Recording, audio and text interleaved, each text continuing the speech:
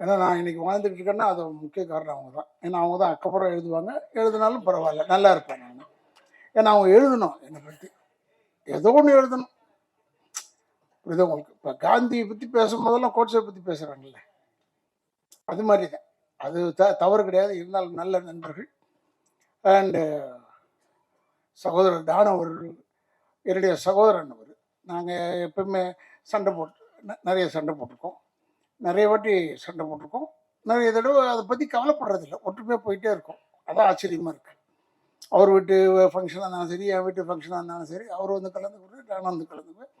அதே மாதிரி சகோதரர் செல்வமணியெல்லாம் ஏன் மறக்க முடியாதுன்னா, இன்னைக்கு ராதாரவி நிற்கிறான்னா அதுக்கெல்லாம் ஒரு காரணம் வந்து செல்வமணி அவர்களும் இருக்கிறார்கள். ஏன்னா அவர் அவருடைய படம் செம்பருத்தி போய் நடிக்கிறேன்னு போது தான் எனக்கு ஹார்ட் ப்ராப்ளம் வந்தது. அப்போ வீட்டில் படுத்துருந்தேன். அப்போ அந்த 3 மாதமும் அவர் வெயிட்டிங். எதுக்கு? செம்பருத்திக்கு நான் வந்து ஒரு நடிக்கணும், அதுக்காக வெயிட் பண்ணி என்னை நடிக்க வச்சார். அது ஒரு பெரிய ஒரு ராசியாச்சு. எதுக்குன்னா எனக்கு தங்கச்சியாக நடித்தது அதில் ரோஜா, இதில் வந்து நம்ம நளினிமா, என் தங்கச்சி உயிர் உள்ள ஒரு விஷால. அதனால் அவங்க எல்லாமே பெரிய பெரிய ஹிட் ஆகி பெரிய ஆளுங்களாக இருக்கும் போது கூட இன்னைக்கு வரைக்கும் அதே மரியாதை, அதே இது அன்பு செலுத்திட்டு இருக்காங்க. அவர்களுக்கு என்னுடைய வணக்கங்களை கூறி, சகோதரர் அவரை பற்றி சொல்ல தரவில்லை. அவர் இயக்குனர் என்னை வந்து சென்னை காதல்னு ஒரு படத்தில் நடிக்க வச்சார். நான் அவ்வளோவா கேட்கல அவர்கிட்ட போய் வாய்ப்பு. ஏன்னா டைரக்டர்கிட்ட எப்பயும் நான் வாய்ப்பு கேட்டுருவேன். ஏன்னா இல்லை, அடுத்த படத்தில் நான் பிரமாதமான ஒரு வேஷம் செய்யவே முடியாது. சும்மா சொல்லுவாங்க, அவங்க இருக்கிற பிஸியில் நம்ம மறந்துடுவாங்க. அதனால் அப்பப்போ நான் அட்டண்டன்ஸ் போட்டுக்கிட்டே இருப்பேன். இவங்ககிட்ட டைரக்டர்கிட்டையும் ப்ரொடியூசர்கிட்டையும் அட்டண்டன்ஸ் இருக்கும். டிஆர்கிட்ட கவலை இல்லை, ஏன்னா அவர் தான் ஆளினால் அழகுராஜா. அதனால் அவருக்கு எந்த ஏரியாவில் கேட்டாலும் அவருக்கு கவலை இல்லை. அவர் எப்பயுமே என்னை கூப்பிட்டு, உயிர் உள்ள வரை உஷா வரும்போது நாங்கள் சொல்லியிருக்கேன், பேட்டியில் சொல்லியிருக்கேன், என்னை கெடுத்தவர் டி ராஜேந்திரன். ஏன் என்னை கெடுத்தாருன்னா, 8 வருஷம் எனக்கு படம் இல்லை. லா காலேஜ் படிச்சுட்டு இருந்தேன். கொஞ்சம் கொஞ்சம் ஒரு 2 படம் ஒரு படம் அப்படி நடிச்சுக்கிட்டு இருப்பேன். அப்போ டிஆர் சார் வந்து எனக்கு வந்து அமெரிக்காவில் எங்கள் அக்கா இருக்கிறதுனால என்னை கூப்பிட்டுட்டு, இவருக்கு எழுதி போடுற ஓஹியோவில் ஒரு ஆளை கேட்டிருக்காரு டைரக்டர் வேணும்னா அப்படின்னு கூட எழுதி போட்டேன். ஓஹியோவில் அவர் இருக்கார், ட்ரெஸ்பாஸ் அவென்யூ. அவர் பேர் மிஸ்டர் ராவ், இந்தியன். உடனே நான் எம்.ஆர். ராதாகிருஷ்ணன் உடனே ஒத்துக்கிட்டாரு. ஆனால் அந்த பதிலை சொல்கிறதுக்கு மட்டும் 2 வருஷம் எடுத்துக்கிட்டாரு. அதுக்குள்ளேயும் பார்த்தா உயிர் உள்ள ஒரு விஷயம் உள்ள வந்துச்சு. இவர் என்னை கூப்பிட்டு அறிமுகப்படுத்தினது பெரிய அளவில் போய் எல்லா படத்தையும் நான் தான் வில்லன், கெடுக்கிறதுக்கு ரைட்டான ஆள் யாருன்னா ராதா ரவின்ற அளவுகளை கொண்டாண்டார். அதனால என்னை வந்து ஊருக்கு போகாமல் தடுத்தது டிஆர் அவர்கள் தான். இல்லைன்னா நம்ம ஒழுங்காக போயிருப்பேன், அமெரிக்கா போயிருப்பேன்னு வச்சுக்கோங்க. ஆனால் அமெரிக்கா போயிருந்தா இப்போ உங்களெல்லாம் சந்திக்க முடியுமா, உங்கள் பேர் எடுக்க முடியுமா? இந்த ஊரில் நான் பேர் எடுத்துருக்க முடியாது. பேரில் எடுத்ததுக்கு காரணம் வந்து டிஆர் அவர்கள் தான். இப்போ கூட நான் அந்த பார்த்துக்கிட்டே இருக்கும்போது தானு சார் சொன்னார், பேசும்போது இது வந்துடும். அப்புறமா டைரக்டர் சொன்னார், எனக்கு பேசும்போது அழ வந்துடும். நான் உண்மையிலேயே பார்க்கும்போது எனக்கு அழ வந்துருச்சு. எப்படிப்பட்ட படம், எப்பேற்பட்ட படம் பா! உயிர் உள்ள வரை உஷா. இவரை பார்க்கறதுக்கு நான் அப்போ சாந்தி விகார் பக்கத்தில் எங்கேயோ ஒரு ஃப்ளாட்டில் இருந்தார், சாரி கங்கா அப்பார்ட்மெண்ட்ஸ், அங்கே இருந்தார். மேம் போனேன் வாயா அப்படி சொல்லிட்டு டோரை அவருக்கு எதுவும் கிடைக்கூடாது, டோர் இதெல்லாம் உடனே தட்டுவார், டக் டக் டக் டக்குன்னு போட்டார். என்னன்னு பார்த்தா இவங்க கல்யாணம் பண்ணிக்க போகிறாங்க உஷா. அவங்க வந்து வெளிநாட்டுக்கு போயிருக்காங்க ஒரு ப்ரோக்ராமுக்கு. உடனே எனக்கு பாடி காமிச்சார். இந்த உயிர் உள்ள ஒரு விஷயம் ஒரு பாட்டை பாடினார், வைகை கரை காற்று இல்லைன்னு பாடினார். அப்படி யாரும் பார்த்தீங்கன்னா இந்த மனுஷன் நின்ன இடத்துல தட்டுறாரு, நின்ன இடத்துல பாடுறாரு, எப்படி இது இப்படி ஒரு மனுஷன்னா என்ன? அப்போ பார்த்தா இப்போவும் 40 வருஷமா இதே மாதிரி தான் இருக்காரு. அதுதான் அவர்கிட்ட இருக்கிற ஒரு பெரிய. நான் எப்பவுமே தம்பி கூட பார்த்து சொல்லுவேன், நான் பிள்ளைய பார்த்து சொல்லுவேன், அவன் எனக்கு ஒரு மகன் மாதிரி அவர் நான் எப்பவுமே பார்த்து சொல்லுவேன், என்னதான் சொல்லு, அந்த டிஆர் மாதிரி நீ வர முடியாது, அப்படிப்பட்ட ஒரு ஆளப்ப. ஆனா எல்லாமே அவருக்கு அவர் பிறந்த பிள்ளைங்க பூரா எல்லாமே கலை அம்சம் கொண்டது. ஏன்னா இந்த பிளட் உச்சி முடியிலேருந்து கால் வரைக்கும் கலை தான் அவருக்கு லைஃப். போய் இப்படி நிற்க முடியாது. என்னென்னா இப்போ கொஞ்சம் நேரங்கள்லாம் பார்க்க ஆரம்பிச்சிட்டாரு. அது வேற. அதை பற்றி நமக்கு ஒன்றும் கவலை இல்லாது. என்னென்னா இவரை நம்பி நான் வீட்டுக்கு போயிட்டேன். நான் எப்பயும் அடிக்கடி வீட்டுக்கு போவேன். அப்போ சிவாஜி அப்பா வீடு பக்கத்தில் இருந்தார். அங்கே போனோம்னா மேலே நின்றுட்டே இருந்துட்டு, மேலே தானே இருக்காரு, நான் டிஆர் எப்படி இருக்கீங்க அப்படி செஞ்சுட்டாரு. பேசக்கூட மாட்டாரு, ஹலோ சொல்ல மாட்டாரு. அந்த கோவம் எனக்கு. உடனே என்னை கூப்பிட்டு ஒரு அம்மா வந்து உள்ளே உட்கார சொன்னாங்க. நான் இப்போ ஆஃபீஸில் வந்து பக்கம் ரைட் சைடு உள்ளே உட்காந்துருந்தேன். வந்தார். இல்லையா, இந்த டைமில் உனக்கு பேசக்கூடாது உன்னோட, அதுக்காக தான் நான் பேசலை. இது முதல்ல தெரிஞ்சிருக்கலாம்ல எனக்கு. அவர்கிட்ட கோச்சுக்கவும் முடியாது. அவர் சொல்றது பூரா செய்யறது பூரா எல்லாமே நல்லது. என்னன்னா அவருடைய உணர்படத்தில் நடிச்ச நானும் நளினியும் ஜோடி. அப்ப அதுல நான் சென்ட்ரல் மினிஸ்டரா நடிச்சேன். காதல் அது ஹைதராபாத்ல எடுக்கிறோம். என்ன ஒரு லாபம்னா டெய்லி ஒரு கோழி அவுட் ரெடியா இருப்போம் நாங்க. இன்னைக்குன்னா கோழி ஃப்ரை பண்ணிட்டியா அப்படி சொல்லுவோம். எங்களுக்கு தெரியும் எப்படி ஒரு டெய்லி ஒரு கோழி உண்டு. அது ஒரு எல்லாருக்கும் கொடுக்கறதுல அவ்வளோ அன்பானவர். இப்போ கூட சொன்னார், அவருக்கு எழுதி வச்ச வசனம்னு தான சார் சொன்னாங்க. நான் பார்த்தது இல்லை, இப்படி ஒரு மனுஷனை நான் பார்த்ததே இல்லை. ஏன்னா டைலாக்ன்றது ஒரு புக்கு கிடையாது, கையில் ஒரு பேப்பர் மட்டும்தான் இருக்கும். இந்த screenplay of the picture சீனார் படி ஒரு பாட்டுக்கு சொல்லிக்கிட்டே இருப்பார். டைலாக் நம்ம பாட்டுக்கு சொல்லிக்கிட்டே இருக்கணும். திடீர்னு ஏவிஎம்ல எடுத்துகிட்டு இருக்கும்போது இந்த பாட்டு நான் காதல் ஏவியத்தில் எடுத்துக்கிட்டே இருந்தேன். இல்லை ஏன்னா நீங்கள் எடுத்தது ஏவிஎம்ல இதுதான். இந்த ஒரு சீன் எடுத்தீங்க, சுற்றி நடந்து வாங்க.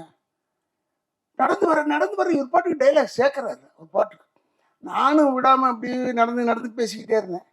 அப்போ திடீர்னு ஒருத்தன் எட்டி பார்த்துட்டான் அங்கேருந்து. யாரும் அதை எட்டி பார்த்ததுன்னு நாங்கள் பேசிக்கிட்டு இருந்தது தான். இவர் உடனே யாரும் அவன் எங்கடா அப்படி வந்தார். உன்னை இப்படி பார்த்தாரு. பார்த்துட்டு சரி அவன் இந்த வீட்டு வேலைக்காரன், கதையை வச்சுக்க. அவனாலையும் செய்ய முடியாது. அவன் நல்ல நேரம் பாரு, இந்த வீட்டு வேலைக்காரன் ஆகிட்டான். அவன் ஓடியே போயிட்டான், அடுத்த தெருவுக்கு ஓடி போயிட்டான். ஒரு கத்துல அது மாதிரி ஒரு ஒரு ஒரு அழகான ஒரு விஷயங்கள் அவர்கிட்ட நிறைய இருக்கு. அவர் எப்பவுமே இன்வால்வ் ஆகிடுவார். அவர் எதில் போட்டாலும் அவர் இன்வால்வ் ஆகிடுவார். இப்போ கூட சொன்னார், உயிர் உள்ள ஒரு விஷயம் எடுக்க திருப்பி ரீரிலீஸ் பண்ண போகிற வந்துருன்னு சொன்னார். நான் வந்துட்டேன். ஏன்னா உயிர் உள்ளவரை உஷால நடிக்கும் போது என்ன பயமோ அதே பயம் இப்பவும் இருக்கு அவர்கிட்ட. ஏன்னா எனக்கு வந்து அவரு பசுக்குன்னு திட்டி விடுவார். அவர் யாரையும் பார்க்க மாட்டார். அதெல்லாம் எவ்வளோ பெரிய ஆளாக இருந்தாலும் சரி, டக்குன்னு தப்பாக இருந்ததுன்னு நான் உடனே திட்டிட்டு வருவேன். ஏன்னா இவர் வந்து அவங்க அம்மா மேலே எனக்கு இவர் மேலே ரொம்ப பிரிய வந்தது காரணம், தஞ்சாவூரில் இந்த உயிர் உள்ளவரை ஷோ நடத்திக்கிட்டு இருந்தோம். அப்போ அவங்க அம்மா வந்தாங்க, டிஆருடைய அம்மா. எவ்வளோ மரியாதை கொடுத்தாரு. ஏம்மா நான்லாம் தாய்னாலே நான் வீக்னஸ்ஸு எனக்கு. அப்புறம் இவர் பயங்கரமாக அவங்க அம்மாவுக்கு மரியாதை கொடுத்து கூப்பிட்றது. என்ன எவ்வளோ பெரிய டிஆர் அவனை அவங்க அம்மாவுக்கு இவ்வளோ பெரிய ஒரு மரியாதை கொடுக்குறாருன்னு எனக்கு ரொம்ப. அதுலேருந்து அவர் கூப்பிட்றாருன்னு உடனே நேராக போயிடுவேன். அதுக்கப்புறம் தான் மற்றது எல்லாமே. அந்த அளவுக்கு ஒரு நல்ல மனிதன். அவர் டைலாக் எழுத மாட்டாரு, ஆனால் பேசிக்கிட்டே இருப்பார். இந்த சீனில் வந்தது அந்த சீனில் வராதுன்றது வேறு, இந்த படத்தில் வந்தது அந்த படத்தில் வராது. அந்த டேலண்ட் வந்து வேற யாருக்குமே கிடையாது. நான் பார்த்த வரைக்கும், நான் பார்த்த நடிகர்கள் வரைக்கும் வரும் இல்லை. ஏறத்தில் ஒரு 42 வருஷம் வச்சு இந்த படம் வந்து 40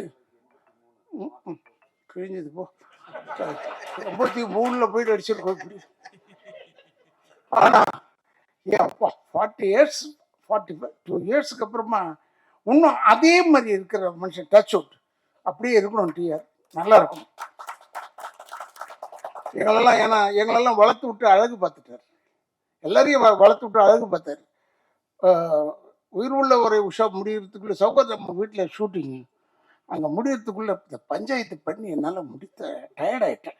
தனியாக சிரிக்கிறா பாருங்க நளினி. டெய்லி பஞ்சாயத்து. இவர் அப்போ இன்னும் இளமை வேறு இருக்க.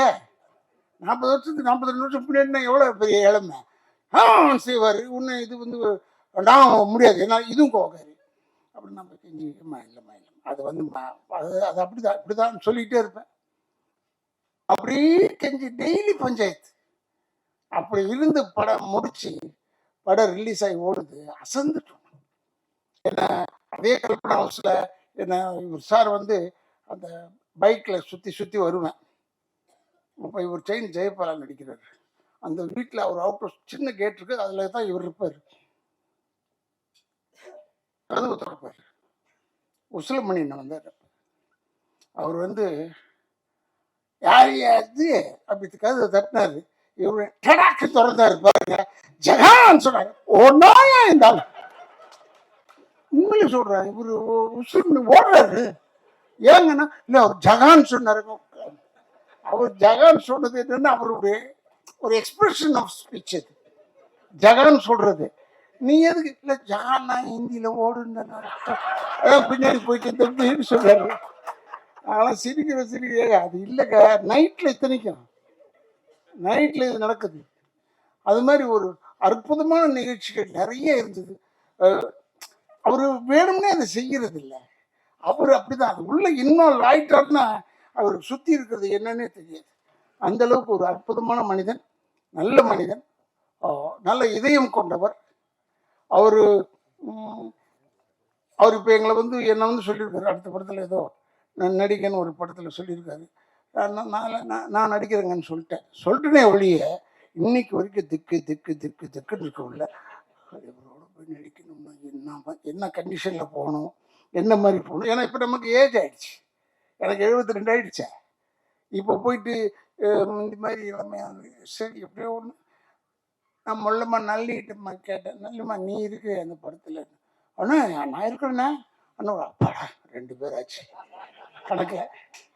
அப்போ இதை திட்டு வரத்துக்கு 2 பேர் இருக்கும், போதும் அது போதும் என்று சொல்லி இப்படி ஒரு மனிதனை நப்பா எத்தனை டைரக்டர்ஸ், எல்லா டைரக்டர்ஸ் செல்வமணியோடலாம் மாஞ்சி ஒர்க் பண்ணியிருக்கேன், நிறைய படம் பண்ணியிருக்கேன். இருந்தால் கூட அந்த செல்வமணிலாம் அந்த சாஃப்ட் ஏதாவது பேசுவார்.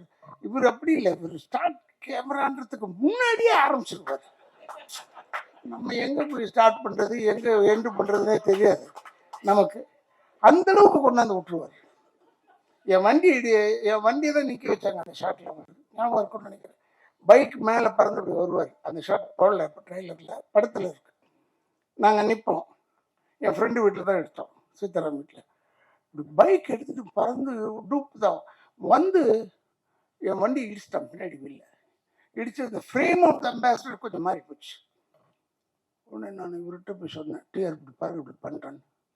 அப்படியா நான் பார்த்துக்கிறேன் போனால் அதை கரெக்ட் பண்ணி திருப்பி அந்த பாடியை கொண்டாந்து அதை ஸ்டடி பண்ணுறதுக்கு பல லட்சம் ரூபாய் செலவு. அப்போ அவ்வளோதையும் செஞ்சு கொடுத்தாரு. அப்படி ஒரு நல்ல மனிதன், நல்ல இதயம் கொண்டவர். அவர் இவர் செய்வாரோ மாட்டாரோன்னு பயந்து போய் கேட்டது ஒன்று உண்மை. இப்போ சொல்லிடுறேன்,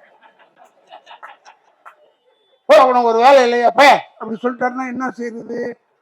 இவர்கிட்ட பேசவும் முடியாது. நம்ம இப்போ உஷால் நடிச்சிட்டு இருக்கேன்.